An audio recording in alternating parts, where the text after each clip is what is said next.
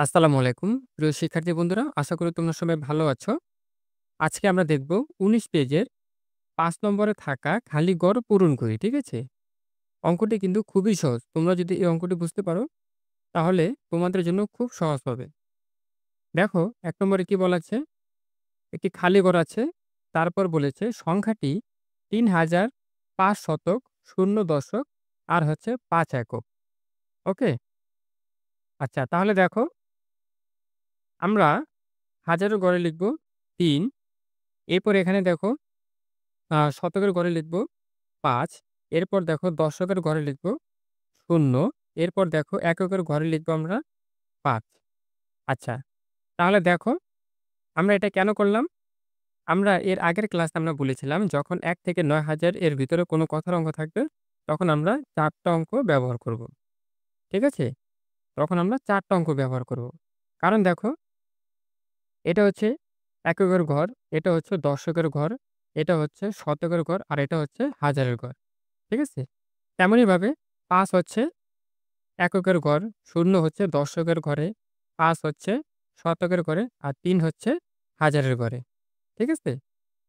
আচ্ছা, এরপরে দেখো এখানে কি বলা আছে? সংখ্যাটি ৭,০০০, ১ শতক, ৪ দশক ও ৫ একক। একইভাবে দেখো আমরা হাজারের ঘরে লিখব ৭, এরপর দেখো শতকের ঘরে লিখব আমরা ১, তারপর দেখো দশকের ঘরে লিখব আমরা ৪, এরপর হচ্ছে এককের ঘরে লিখব আমরা ৫। ওকে? আচ্ছা, এরপরে দেখি ৩ নম্বরে কি বলা আছে? সংখ্যাটি ২,০০০, ২ দশক ও ৭ একক। আচ্ছা, এটাও খুবই সহজ দেখো। এখানে আমরা হাজারের ঘরে ২ লিখব। তারপর দেখো ২ দশক। তার মানে কি? এখানে শতকের ঘরে কিছু নেই। তাহলে আমরা কি করব? আমরা ০ দিয়ে দিব। এরপর দেখো ২ দশক। আচ্ছা, দশকের ঘরে আমরা ২ লিখব। এরপর দেখো ৭ একক। এককের ঘরে আমরা ৭ লিখব। ওকে? আচ্ছা, এরপরে আসি।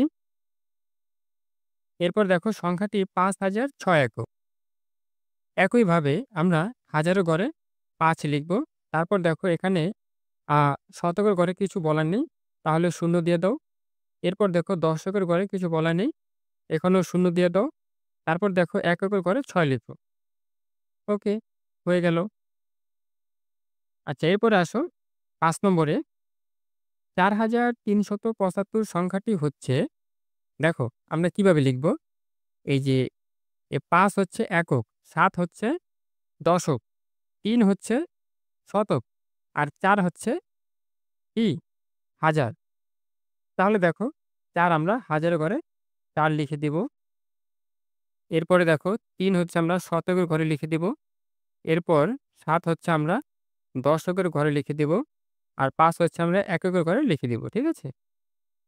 আচ্ছা, এরপরে আসো ৬ নম্বরে দেখো কি বলা আছে? ৫৪,০০৯ সংখ্যাটি হচ্ছে একইভাবে এর ৯ হচ্ছে একক, এই ০ হচ্ছে দশক, তারপর এই ০ হচ্ছে শতক, ৪ হচ্ছে হাজার আর ৫ হচ্ছে অযুত। তাহলে দেখো এ ৫ এ অযুতের ঘরে লিখে দাও ৫। তারপরে এখানে ৪ হাজারের ঘরে লিখে দাও। তারপরে এই ০ এটা হচ্ছে শতকের ঘরে বসে যাবে। এরপর এই ০ এটা দশকের ঘরে চলে যাবে।